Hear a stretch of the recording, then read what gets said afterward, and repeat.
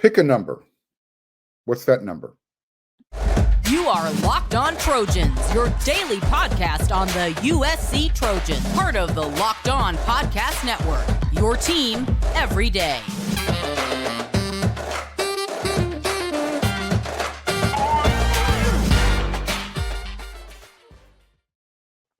Fight on, everyone. I'm your host, Mark Holkin, and thank you for making Locked On USC, part of the Locked On Network, your first listen every day. Whether you're watching the show on YouTube or wherever you're listening to your podcast, always remember the show is free, and never forget how much I appreciate your support. Today's episode is brought to you by FanDuel. Make every moment more. New customers, join today, and you're going to get $200 in bonus or more wins. Visit FanDuel.com/locked-on to get started. USC's offense is prolific. They can put up numbers. We know that. With or without a Heisman winner playing quarterback. We saw it happen last year. Lincoln Riley is going to hit the other team with 30 to 40 plus points per game, right? That's pretty much a given. So when you average nearly 42 points per game, and you have to settle for, being called the third best offense at the FBS level, you're going to learn to roll with the punches, right? Because everyone knows you have a good offense. That's who USC was last year. They have the third best offense in the country. They averaged 42 points per game, just a tick under. 41.8, I believe, was the actual number. We round up. So imagine scoring 41 or more points in a game and losing. There were three teams that actually suffered that fate against USC in 2023. Yeah. Heading into the bowl game, USC's defense gave up, on average, 35 points per game. Okay? That is not good. In fact, that had them ranked 123rd in the country. When there are only 7 other programs with worse defenses statistically, you suck. You have to make a change. Lincoln Riley made the change. By the time USC played Louisville, their defense literally improved by a touchdown. They only allowed 28 points to go up against their 42 that they scored in the bowl game. USC won 42-28. Let's fast forward a little bit. Or I guess we can back to the future this one. You know what Akron and LSU had in common with each other in 2023? Both programs gave up an average of 28 points per game for the season. Out of 130 FBS teams, both LSU and Akron were ranked 78th in the country defensively. So what's the number? Look, there are no signs trending that Lincoln Riley's offense is going to go stale or it's losing its appeal. And while the future is trending up on the defensive side of the ball for USC, that's all we have is a nice trend, right? You've heard me say it before. If you had hope in one hand and poop in the other, guess which one feels full? Yeah. Look, if USC only gave up 28 points per game in this upcoming season, and since we know who the Trojans are playing and where they're playing them, is that going to be good enough? Is 28 points per game given up by USC's defense, is that going to be good enough to get them to that next step? What if USC had Kansas's 64th rated defense from 2023? You know what Kansas gave up last year? 25.5 points per game. That's literally a touchdown better than USC. I'll tell you what the number is. That number USC is shooting for, 24.8 points per game giving up on defense. Let's round it up to 25 points per game. Because if we're using last season's metrics, that's good enough to make the national championship game. Yeah. Washington finished with the 54th best defense in the country, statistically. So there you go. Riley's defensive staff has to get the Trojans out of that triple figures digit number. That's a start. and get it into the 50s. Like, I get it. Stats, they're not going to tell the whole story, obviously. I'm not a big stat guy. But it can give us, something to talk about, something to consider when we're picking the wins versus losses on the schedule that's coming up. USC opens the season against LSU. We know that both SC and LSU have the same defensive ranking last year. Both programs gave up an average of 28 points per game. So out of 130 FBS teams that ranked 78th, the difference in scoring, LSU was number 1 in the country offensively. They scored 45.5 points per game. USC was third, 42 points. They scored 42 per contest. All right. Again, we know what LSU and who USC is. We know it. They're kind of a mirror image of each other. And we're going to talk a little bit about that more in the third segment. Stick around, and you can see what we're going to talk about in the second segment. We're not there yet. We're going to look at the Jayden Maiava versus Miller Moss quarterback competition. But first, let's keep talking about defensive numbers. Pick your number. Should we be worried about Utah State in game number 2? Let me tell you what, Trojan fans, if you are, then this team is in a lot of trouble. Do you think Michigan is good for 36 points per game in 2024? That's how many they scored last year. I don't. Remember, Harbaugh's gone. Pretty much everybody on the offensive side of the ball that did something for Michigan is gone. That team is probably in a bigger rebuild mode than USC is. What about Wisconsin? Are they going to become a scoring juggernaut all of a sudden? They were good for 23.5 points on offense in 2023. Oh, and that game is being played in LA. What about at Minnesota? It's a road game. But they were actually a field goal worse than Whiskey as far as their scoring average. Yeah, 20 points per game. Penn State. Okay, this game is going to be one of those games where I think James Franklin, I don't know, does he get over the hump or does he just continue to expose himself in big games? At Maryland, Look, Talia Tagovailoa, got that right. He's no longer playing quarterback, so there's no more fearing the turtle. Rutgers, stop. I'm not even going to spend any time there. Jed Fish, he's in complete rebuild mode up at Washington. Neither Michael Penix Jr. or Noah Fafita are going to walk through the door anytime soon. I get it. The game is being played in Seattle. So what? USC's defense better be good enough to beat Nebraska in LA with a true freshman at quarterback for the Cornhuskers, Dylan Raiola. And USC's defense, only to remind Dylan why you do not say no to Lincoln Riley if you want to play quarterback. UCLA and Deshaun Foster. Giggle snort. Look, Notre Dame, stats don't matter in this rivalry, but that's the last game of the year at the Coliseum. So again, when we look at each team, when USC plays them and where USC plays them, is that hope in one hand starting to feel a little bit better? Well, can you feel it? How far can USC's defense improve in 2024? I have to think shaving 7 to 10 points per game off of last year's number, that's doable, right? It should be good enough to make the playoffs. I mean, if Washington can do it, I hope USC with Antonlynn at defensive coordinator and the rest of the defensive staff that USC brought on, I think they're capable of being 7 to 10 points better than they were in 2023. My gosh, they're not going to be carrying that Alex Grinch yoke around their neck anymore. That's Wisconsin's problem now.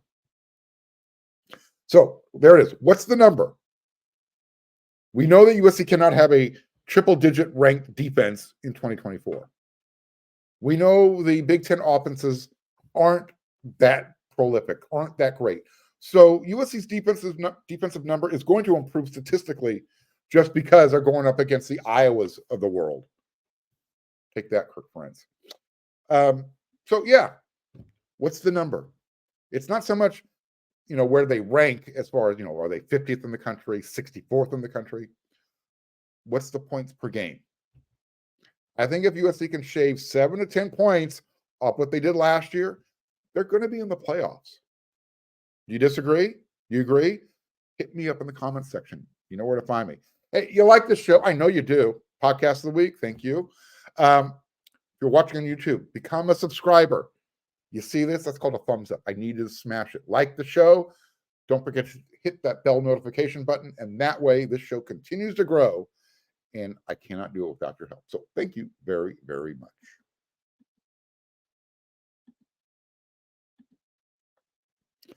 The sports calendar is loaded, and FanDuel's making it even more exciting to get in on all the action, because right now, new customers, you're going to get $200 in bonus bets with any winning $5 bet.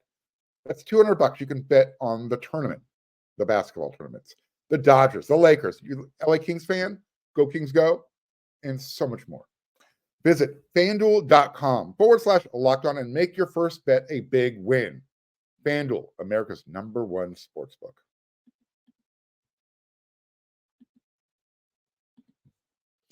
Are you watching Fox Sports or ESPN on your TV all day? You have to turn down the volume with all that shouting? Make the switch to Locked On Sports Today, a free 24/7 sports streaming channel programmed for you every day to bring you the biggest stories without all the screaming. Locked On Sports Today brings you can't-miss analysis, opinions, and news, streaming 24/7 on YouTube or the free Amazon Fire TV channels app, part of the Locked On Podcast Network, your team every day. During the offseason, leading up to spring camp, I would talk about the recruiting class. And, each recruit, earned their, or they earned my favorite recruit of the week segment. And the media, we're not going to be able to talk to those freshmen until fall camp, I would say at the earliest. Trust me. USC has that policy in place. Get the freshmen acclimated. Keep them away from the media. And it's not because we do anything nefarious. We're not trying to get them in any gotcha moments. It takes time to make that transition from high school to college, get comfortable, and then they'll learn how to talk to us. So we'll talk to them sometime around fall camp. However, the transfers, they're older. They have experience talking with the media. Last week, my everydayers, you remember I spoke with a few of these guys. If I haven't spoken with any of the transfers yet, it's because their class schedule is more important than talking with the media. Hey, look, just gotta tell it like it is. Jayden Maiava, he was available. So one day, Jayden Maiava was a Georgia Bulldog, right? The next day, someone like myself would say common sense probably kicked in, and he made Lincoln Riley his ultimate choice.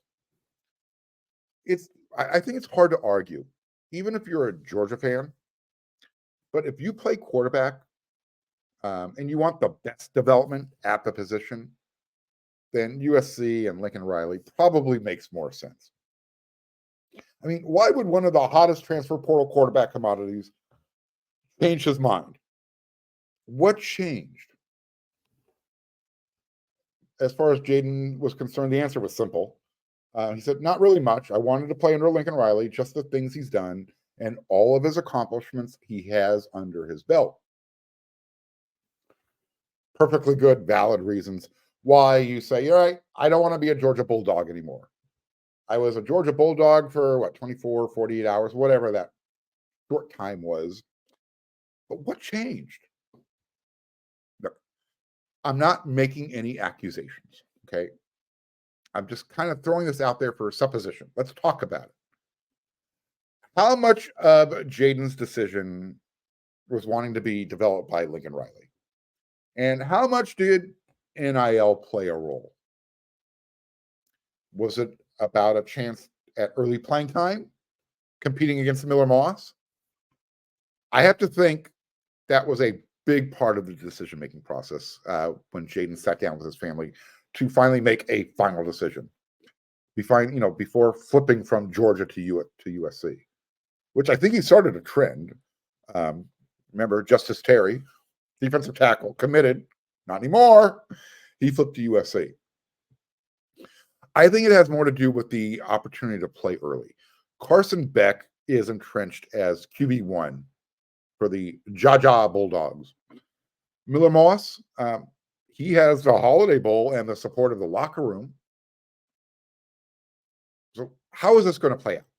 Does Coach Riley need to name a starter at the end of spring camp so the team has someone to kind of, rally around, have a sense of direction?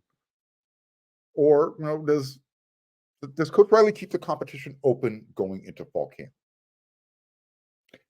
Here's how I think it's going to play out. Unless Miller just totally flops during the spring, which he's not going to. I'm getting the early reports, off the record type of stuff. He's killing it. He's going to be QB1 heading into fall camp.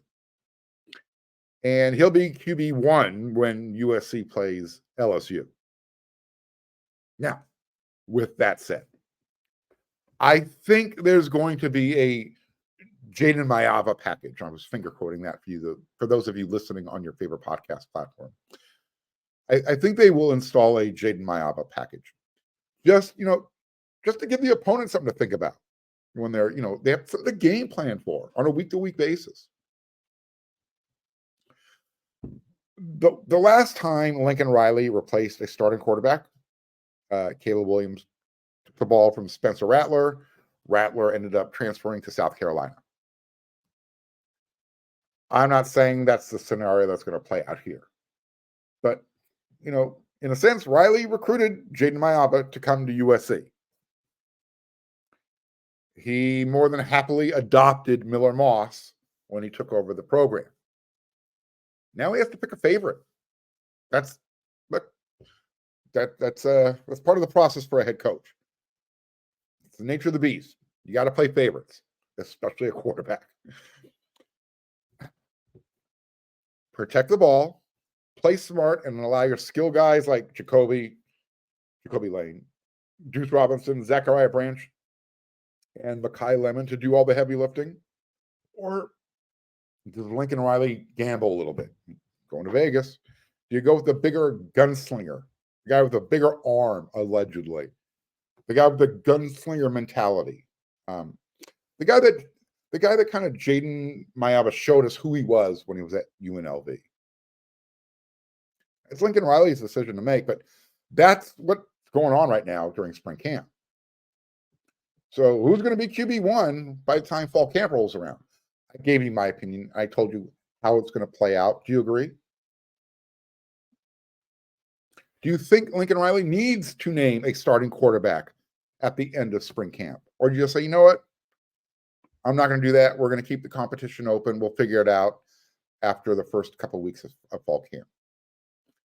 I don't think you have that latitude this year. Too much going on, especially on the other side of the ball. Pick a quarterback. Let the offense know he's QB1. Keep the competition open, obviously. We saw him do it at Oklahoma. He's not afraid to make a midseason change if something doesn't work out. We'll see if history repeats itself at USC.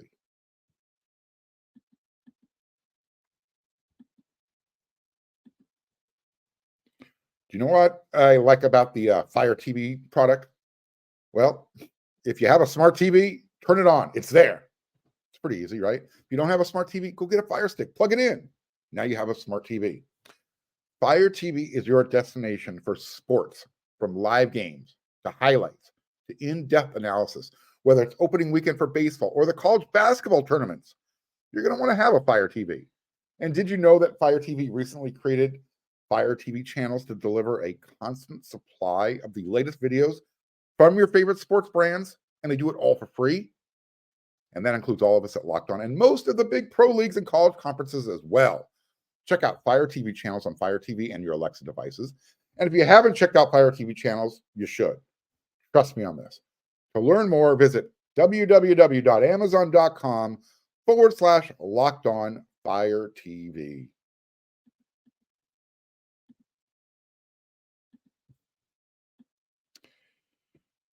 All right. I need to bring this up. We talked about this on this week's episode of Inside the Trojan Huddle episode. Go check it out when you're done with this. So that top 25 that was released in March, we talked about this. According to ESPN's Mark Schlabach, this is who he picked at number 12. I told you we were going to talk about this in the first segment. I'm going to read it. Number 12, LSU coach Brian Kelly hopes to restore LSU's reputation on defense this season, as the Tigers will get tested early against USC in the Vegas Kickoff Classic at Allegiant Stadium in Las Vegas on September 1. The Trojans won't have Heisman Trophy winning quarterback Caleb Williams, tailback Marshawn Lloyd, and leading receivers Brendan Rice and Taj Washington, who helped them rank third in the FBS scoring, 42 points per game, and fifth in passing, 333 yards per game. Lincoln Riley's offense will always be capable of piling up yards and points, but naturally, USC has had its own problems on defense. Slowing down LSU's prolific attack will be a test of its own. Okay, got no problem with him with that last paragraph. I got no problem with him stating what USC did in his second paragraph. You know what Schlabach forgot to mention? Jayden Daniels isn't returning to LSU. And despite LSU's recruiting prowess, I will take USC's skill players who are backing up Taj Washington and Brendan Rice and Marshawn Lloyd. I'll take them 7 days out of the week. Yeah. Twice on Sundays. Because I know my guys are getting drafted to play on Sundays. I mean, Zachariah, Deuce, Jacoby, Mackay. Let's talk about Kyron Hudson, Jaden Richardson. And I've got a Texas backfield. I've got Woody Marks who knows how to play against LSU. What is LSU bringing on offense? Well, they've got 17 wide receivers listed on their roster this year. 3 of them are transfers. They have issues. 17 wide receivers? Are you kidding me? I bet you no one can name one. Malik Neighbors, he's not coming through that roster. He's not on the roster this year. I believe he's not on the roster this year. Look, I'm not going to argue that the Tigers probably have the edge up front. But again, their defense has been no better than SC's. And SC was carrying the Alex Grinch yoke around their neck. Look, I'm just saying. Why is LSU number 12? So, if LSU is number 12, and they're a mirror image of the Trojans heading into game 1, why aren't the Trojans in the top 25? Bueller? Anyone? I mean, I'm just going to go over a few of these. At number 25, you got Texas A&M. They've got a brand new coaching staff. They've got a roster that's worth a lot of NIL valuation, but that's about it. Miami at number 24. Name one quarterback that Mario Cristobal has not ruined since he's been a head coach. I mean, good luck, Cameron Ward. At least you got paid, right? Oh, here's one. How about number 21, the Louisville Cardinal? Somehow we managed to pick Clemson for multiple teams here on his top 25 list. There's a reason for that, especially for Louisville. Last season, the Cards made their first ACC championship game since joining the conference back in 2014. It just so happened last year, the first year without divisions, meant Louisville did not have to play Clemson for the first time as an ACC member. Well, Clemson is back on the schedule this year, and the game is at Clemson on November 2nd. Louisville is 0-8, all-time against the Tigers. So now you see why this is most definitely a season-defining game. Meanwhile, they've got Louisville at number 21 in the country, despite all that negativity. And I know I'm getting old, but didn't USC just boat race those guys in the bowl game?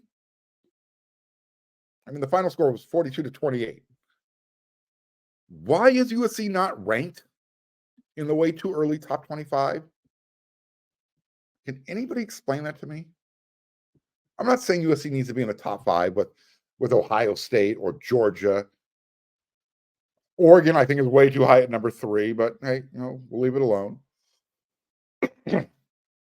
Missouri in the top 10. Anyone. I'm a person all about common sense. Can somebody please explain this to me? Because I don't get it. You make the case for all these teams. You say that LSU's got to do all this. However, it's all right. I'll keep the receipts. We'll bring this up again as we get closer to the season. And I'm sure this poll will change before USC and LSU kicks off. But again, just needed to get that out there. I'm going to be back with another episode of Locked on USC tomorrow. I'll have my Friday rant. It might sound a little bit like this, but I'll have something else to rant about. We'll see if USC has made a choice with their basketball coach on the men's side. They had another decommit. So Trent Perry, yep, he's not the only one. Whomever takes over the job is they're going to be starting from scratch. So we'll talk about it. We'll see what's up. So until that next episode of Locked on USC, everyone, you know what to do.